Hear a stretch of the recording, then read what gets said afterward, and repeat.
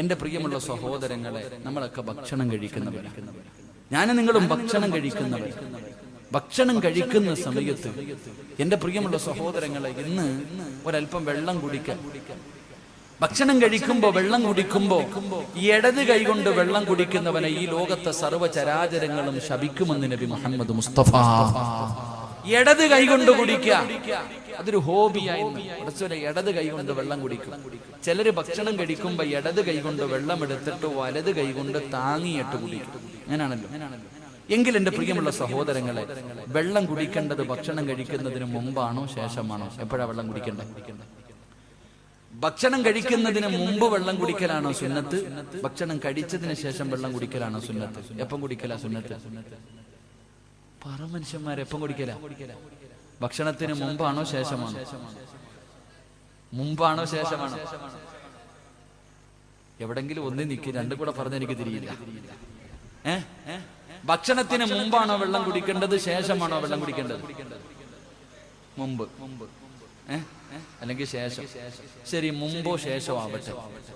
എന്റെ പ്രിയമുള്ള സഹോദരങ്ങളെ, ഒന്നുകിൽ വെള്ളം കുടിക്കേണ്ടത് ഭക്ഷണത്തിന് മുമ്പ്, അല്ലെങ്കിൽ ഭക്ഷണത്തിന് ശേഷം വെള്ളം കുടിക്കലാണ് നല്ലത്. അല്ലാഹു ഈമാൻ നൽകി അനുഗ്രഹിക്കുമാറാകട്ടെ. അപ്പൊ പിന്നെ ഇടയിൽ കുടിക്കാൻ തൊണ്ടേ കുരുങ്ങിയാ പിന്നെ കുടിക്കണം. പിന്നെ അത് അറുപത്തിന്റെ ഘട്ടം അല്ല. നിന്നോട് ആരാ പഠിപ്പിച്ചു തന്നത്? വെള്ളം കുടിക്കുന്ന സമയം ഇടത് കൈകൊണ്ട് വെള്ളം എടുത്തിട്ട് വലത് കൈകൊണ്ട് താങ്ങി കുടിക്കണമെന്ന് ആരാ പഠിപ്പിച്ചത്? അതെവിടെ നിന്ന് കിട്ടിയ സമ്പ്രദായം? ആ സമ്പ്രദായം എവിടെ നിന്ന് കിട്ടിയ? ഫാഷൻ ആയിട്ടാ. പക്ഷെ നോക്ക്, ആരെങ്കിലും കാണുന്നുണ്ടെങ്കിൽ പൊക്കിയിട്ടൊരു താങ്ങല്. എന്റെ പ്രിയമുള്ള സഹോദരങ്ങളെ, എന്റെ പ്രിയം, എന്റെ വലത് കൈ കൊണ്ട് വെള്ളം കുടിച്ച് ആരെങ്കിലും തല്ലൂ? ഭക്ഷണം കഴിച്ചുകൊണ്ടിരിക്കുന്ന സമയത്ത് നീ കഴിക്കുമ്പോ ആ വെള്ളത്തിന്റെ പിടിച്ച അത് വേസ്റ്റ് ആയി പോകും. എന്റെ കയ്യിലിരിക്കണ ചോറ് ഇപ്പൊ അതിലിത്തിരി പറ്റിയെന്ന് പറഞ്ഞാൽ എന്താ സംഭവിക്കുക? വലത് കൈ കൊണ്ട് തന്നെ വെള്ളം കുടിക്കണം. എന്റെ പ്രിയമുള്ള സഹോദരങ്ങളിന് പറ്റാത്തൊരവസ്ഥ വരുമ്പോഴാണ് മറ്റതിനെ കുറിച്ച് ചിന്തിക്കുന്നത്. അതുകൊണ്ട് അള്ളാഹുവിന്റെ പ്രവാചകൻ സല്ലല്ലാഹു അലൈഹി വസല്ലമ തങ്ങൾ പറഞ്ഞു, വെള്ളം കുടിക്കുന്നത് ഇടത് കൈ കൊണ്ട് വെള്ളം കുടിച്ചാൽ ഈ ലോകത്തുള്ള സർവ്വചരാചരങ്ങളും നിന്നെ ശപിക്കുമെന്ന് നബി മുഹമ്മദ് മുസ്തഫ സല്ലല്ലാഹു അലൈഹി വസല്ലം. രണ്ട് എന്റെ പ്രിയമുള്ള സഹോദരങ്ങളെ, നമുക്കൊരു ഹോബിയുണ്ട്. എന്തേ ഹോബി? പടച്ചവനെ, വെള്ളം കുടിക്കുമ്പോഴും ഭക്ഷണം കഴിക്കുമ്പോഴും ഒരിത്തിരി, ഇപ്പൊ വെള്ളം കുടിക്കുമ്പോൾ ഒരല്പം ബാക്കി വെക്കുക. മൊത്തം കുടിച്ച ആർത്തിയാന്ന് വിചാരിക്കും. എല്ലാവരും ഒരല്പം ബർക്കത്തിന് വേണ്ടി വെക്കുന്നത് പോലെ ഭക്ഷണം കിട്ടിക്കഴിഞ്ഞാൽ, വെള്ളം കിട്ടിക്കഴിഞ്ഞാൽ ഒരല്പം അവിടെ മാറ്റി വെക്കുന്ന ഒരു സ്വഭാവം. കടയിൽ പോയി ചായ മേടിച്ചു, അവസാനം ഒരിത്തിരി ബാക്കി വെച്ചിട്ടേ പോകത്തുള്ളൂ. തിന്നാൻ പിടിച്ചിരുത്തി ഭക്ഷണം കഴിച്ചു, ഒരു ഇപ്പം അവിടെ വെച്ചിട്ട് പോകും. എന്റെ പ്രിയമുള്ള സഹോദരങ്ങളെ, വല്ലാത്തതാ. എന്റെ പ്രിയമുള്ള സഹോദരങ്ങളെ, അള്ളാഹുവിന്റെ പ്രവാചകൻ സല്ലല്ലാഹു അലൈഹി വസല്ലമ തങ്ങൾ പറഞ്ഞു, കഴിക്കാൻ ഭക്ഷണം വാങ്ങിയിട്ട് അതിൽ ബാക്കി വെച്ചിട്ട് പോയാൽ അള്ളാഹുവേ ഈ ലോകത്തുള്ള സർവ്വതും നിന്നെ ശപിക്കുമെന്ന് നബി മുഹമ്മദ് മുസ്തഫ. നബി മുഹമ്മദ് മുസ്തഫ. അപ്പൊ അതുകൊണ്ടല്ലേ ഇപ്പൊ ചിലപ്പം ഒരുപാട്, ഇപ്പൊ ഞാൻ അങ്ങനെ പറയാറുണ്ട്, എല്ലാവരും നിങ്ങളുടെ വീട്ടിൽ വിരുന്നുകാർ വന്നാൽ നിങ്ങൾ ഭക്ഷണം വിളമ്പി കൊടുക്കരുത്. നമ്മുടെ വീട്ടിൽ വിരുന്നുകാരൻ വന്നാൽ എല്ലാം എടുത്തവന്റെ മുന്നിൽ വെച്ചിട്ട് പറയണം, ഇത് നിന്റെ വീട്, നിനക്ക് ഇഷ്ടമുള്ളത് കഴിച്ചു. നമ്മളെന്താ ചെയ്യേണ്ടത്? ഒരു മാന്യത എന്ന് പറഞ്ഞാൽ, വീട്ടിലൊരു വിരുന്നുകാരൻ വന്നു, ഭക്ഷണം എടുത്തു വെച്ചിട്ട് പറയണം, ഇതെല്ലാം നിനക്കുള്ളതാ. ഒന്നീ നീ വിളമ്പി കൊടുക്കുമ്പോ ഒന്നീ കൂടും, അല്ലെങ്കിൽ കുറയും.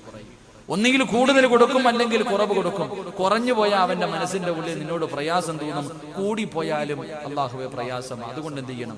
ഭക്ഷണം വീട്ടിൽ വരുന്ന വിരുന്നുകാരന്റെ മുന്നിൽ വെച്ചു കൊടുത്തിട്ട് പറയണം, നിനക്ക് ഇഷ്ടമുള്ളതുപോലെ തിന്നോ, ഇത് നിന്റെ സ്വന്തം വീടെന്ന് പറഞ്ഞു കൊടുക്കണം. അല്ലാതെ വാരിക്കോരി ഇട്ടിട്ട് അവനെ ബുദ്ധിമുട്ടിക്കരുത്. അള്ളാഹു നമുക്ക് ഈമാൻ നൽകി അനുഗ്രഹിക്കുമാറാകട്ടെ.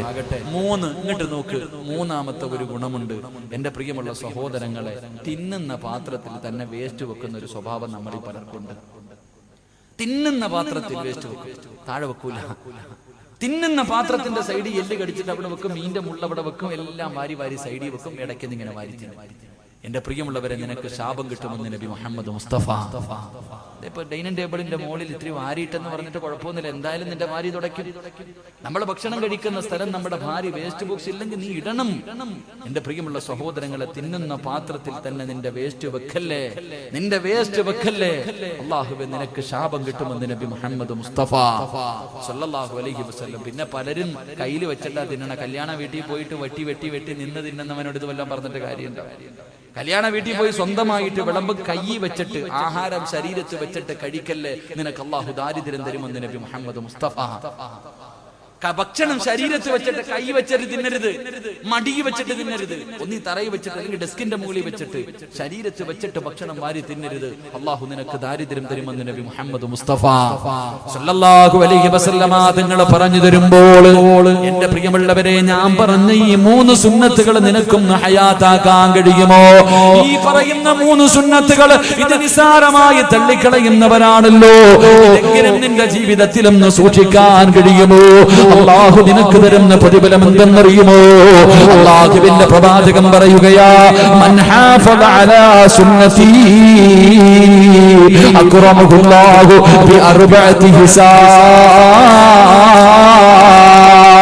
ഏതെങ്കിലും ഒരു മനുഷ്യന് അല്ലാഹുവിന്റെ പ്രവാചകന്റെ ഒരു സുന്നത്തെങ്ങാനും ജീവിതത്തിൽ ഹയാത്താക്കിയ അല്ലാഹു അവന് 4 പ്രതിഫലം കൊടുക്കും. ഈ ദുനിയാവിൽ വെച്ച് തന്നെ അല്ലാഹു നിനക്ക് 4 പ്രതിഫലം തരും. അല്ലാഹുവിന്റെ പ്രവാചകൻ പറയുകയാ, പ്രവാചകന്റെ ഒരു സുന്നത്തെങ്ങാനും ജീവിതത്തിൽ ഹയാത്താക്കിയ, ഉസ്താദേ ഞാൻ തലയിൽ തൊപ്പി ധരിക്കും ഉസ്താദ്, ഞാൻ താടി വളർത്തും ഉസ്താദ് എന്ന് പടച്ചവര്, സുന്നത്തായ രീതിയിൽ ഞാൻ മുടിവെട്ടും ഉസ്താദ് എന്ന് പറയാ കഴിയുമോ ചെറുപ്പക്കാരാ? എന്ന് തീരുമാനമെടുക്കാൻ കഴിയുമോ ചെറുപ്പക്കാരാ? അല്ലാഹുവിന്റെ പ്രവാചകൻ പറയുകയാ, നിനക്ക് ഈ ദുനിയാവിൽ വെച്ച് തന്നെ പ്രതിഫലം കിട്ടും. ഈ ദുനിയാവിൽ വെച്ച് 4 പ്രതിഫലം. ഒന്നാമത്തെ പ്രതിഫലം എന്തെന്നറിയുമോ? അൽ മഹബ്ബത്തു ഫീ ഖുലൂബിൽ ബററാ. പാതിരാത്രി ഒരുമിച്ച് കൂടി എന്റെ പ്രിയപ്പെട്ട യുവത്വത്തോട്, എന്റെ പ്രിയപ്പെട്ട മുസ്ലിമേ, മോനെ, സുന്നത്തായ രീതിയിൽ നിനക്കൊന്ന് മുടിവെട്ടാൻ പറ്റുമോ? ഒരേ ലെവലായിട്ട് നീ വെട്ടാതെ നടക്കണോ? ആണും പെണ്ണും കെട്ട രീതിയിൽ നടക്കല്ലേ ചെറുപ്പക്കാരാ. എടാ, ഒന്നിയിൽ ആണാകണം അല്ലെങ്കിൽ പെണ്ണാകണം. ഇത് രണ്ടുമല്ലാതെ 9 പോലെ ജീവിക്കല്ലേ ചെറുപ്പക്കാരാ. പടച്ചവനെ, ഇന്നത്തെ ചെറുപ്പക്കാരുടെ കോലം എങ്ങനെയാണ്? അവന്റെ ഉമ്മയെ പോലെ മുടി വളർത്തുന്നവർ, അവനല്ലാഹുവേ പടച്ചവര്, സർവ്വചരാചരങ്ങളും നിന്നെ ശപിക്കുമടാ. അല്ലാഹുവിന്റെ റസൂല് പറയുകയാ, ഏതെങ്കിലും ഒരു മനുഷ്യൻ അല്ലാഹുവിന്റെ പ്രവാചകന്റെ സുന്നത്ത് ജീവിതത്തിൽ ഹയാത്താക്കിയ അല്ലാഹു അവന് കൊടുക്കുന്ന പ്രതിഫലം എന്തെന്നറിയുമോ? അല്ലാഹു ഇഷ്ടപ്പെട്ടവരുണ്ടല്ലോ, അവരുടെ മനസ്സിന്റെ ഉള്ളിൽ നിനക്കൊരു സ്ഥാനമുണ്ടാകുമടോ. ചെറുപ്പക്കാരനെന്ന് പറഞ്ഞോ, പള്ളിയിലെ ഖതീബ് പറയും നല്ല ഒരു മനുഷ്യനാ. ഇവിടത്തെ ഹാജിയാക്കന്മാരോട്, ഇവിടത്തെ കാരണവന്മാരോട് അല്ലാഹുവേ ഒരു ചെറുപ്പക്കാരനെ കുറിച്ച് ചോദിച്ചാ അവര് പറയും അവനൊരു നല്ല ചെറുപ്പക്കാരനാ. അവനെ പ്രവാചകന്റെ സുന്നത്ത് ജീവിതത്തിൽ ഹയാത്താക്കിയ അല്ലാഹു തരുന്ന 1ാമത്തെ പ്രതിഫലം, അല്ലാഹു ഇഷ്ടപ്പെട്ടവരുടെ ഹൃദയത്തിൽ നിനക്കൊരു സ്ഥാനമുണ്ടാകും. പൊന്നുപോരെ, എല്ലാരും നിന്നെ ബഹുമാനിക്കുമടോ. പലരും പറയാറുണ്ട്, പ്രായമായിട്ടും ആരും എന്നെ ബഹുമാനിക്കുന്നില്ല. എങ്ങനെ ബഹുമാനിക്കാനോ? മോനെ, നിന്റെ ജീവിതം നന്നാകാത്തത് കൊണ്ടോ? അതുകൊണ്ട് അല്ലാഹുവിന്റെ പ്രവാചകൻ പറയുകയാണ്, ആരെങ്കിലും എന്റെ ഒരു സുന്നത്ത് തന്റെ ജീവിതത്തിൽ ഹയാത്താക്കിയ അല്ലാഹു അവന് കൊടുക്കുന്ന പ്രതിഫലം ഈ നാട്ടിലെ നല്ലവരുടെ മനസ്സിന്റെ ഉള്ളിൽ എന്നും അവൻ അല്ലാഹു ഒരു സ്ഥാനം കൊടുക്കുമെന്ന് നബി മുഹമ്മദ് മുസ്തഫ സല്ലല്ലാഹു അലൈഹി വസല്ലമ തങ്ങൾ പറയുകയാണ്.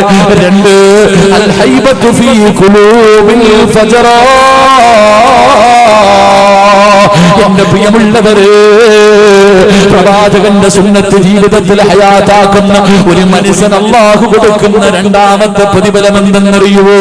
എല്ലാ ലോകത്ത് നീ ഒരുത്തനെയും ഭയക്കണ്ടോ? ഈ പ്രപഞ്ചത്തിൽ അല്ലാഹുവല്ലാതെ ഒരു മഖ്ലൂഖിനെയും നീ ഭയക്കണ്ട. മോനെ, നിന്നെ എല്ലാവർക്കും പേടിയാടാ. നിന്റെ ശത്രുവിന് അല്ലാഹു നിന്നെ കുറിച്ച് പേടി കൊടുക്കുമെന്ന് നബി മുഹമ്മദ് മുസ്തഫ സല്ലല്ലാഹു അലൈഹി വസല്ലം. അല്ലാഹുവിന്റെ റസൂലിന്റെ സുന്നത്ത് ഹയാത്താക്കുന്നവൻ അവന്റെ ശത്രുവിന്റെ ഹൃദയത്തിൽ അല്ലാഹു പേടി കൊടുക്കും. നിന്നെ കാണുന്നതേ പേടിയാടാ, നിന്നെ കാണുന്നതേ പേടിയാ ചെറുപ്പക്കാരാ. എന്റെ പ്രിയമുള്ളവരെ, രാജ്യമാര് ഭരിക്കട്ടെ, ആരെല്ലാം നമുക്കെതിരെ ഒറ്റക്കെട്ടാകട്ടെ, പ്രളയം പോലെ ശത്രുക്കൾ മുഴുവനും ഒറ്റക്കെട്ടായി വന്നാൽ പേടിയാടാ ചെറുപ്പക്കാരാ. താടി വളർത്തുന്നവനെ തീവ്രവാദി എന്ന് വിളിച്ചാൽ മനസ്സിന്റെ ഉള്ളിൽ തീവ്രവാദി എന്ന് വിളിക്കുമ്പോഴും അവന് പേടിയാ പോരെ, അവന്റെ മുഖത്ത് നോക്കാനുള്ള ധൈര്യമില്ല ചെറുപ്പക്കാരാ. എന്റെ പ്രിയപ്പെട്ട പൊന്നുമോരെ, മഹാനായ ഇബ്നു ആമിർ റളിയല്ലാഹു തആല അൻഹു യൂറോപ്പിന്റെ ഭരണാധികാരികൾ വിരുന്നിന് വിളിച്ചു. രാജകൊട്ടാരത്തിന്റെ മധ്യഭാഗത്ത് പോയിരിക്കുകയാ. എടാ പടച്ചവര്, കാലം മാറുന്നതിനനുസരിച്ച് ഇസ്ലാം മാറൂല. ഇബ്നു ആമിർ എന്ന് പറയുന്ന ചുണക്കുട്ടിയുണ്ടല്ലോ, അല്ലാഹുവിന്റെ റസൂലിന്റെ സഹാബികളിൽപ്പെട്ട ചെറുപ്പക്കാരനാണ്. പടച്ചവനെ, യൂറോപ്പിന്റെ ഭരണാധികാരി മുഴുവനും വിരുന്നിന് വിളിച്ചു. ചെന്ന് ഭക്ഷണം കഴിക്കാതിരുന്നു.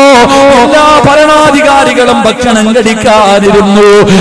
ഇബ്നു ആമിർ റളിയല്ലാഹു തആല ബിസ്മി പറഞ്ഞിട്ട് ഭക്ഷണം കഴിക്കുകയാ.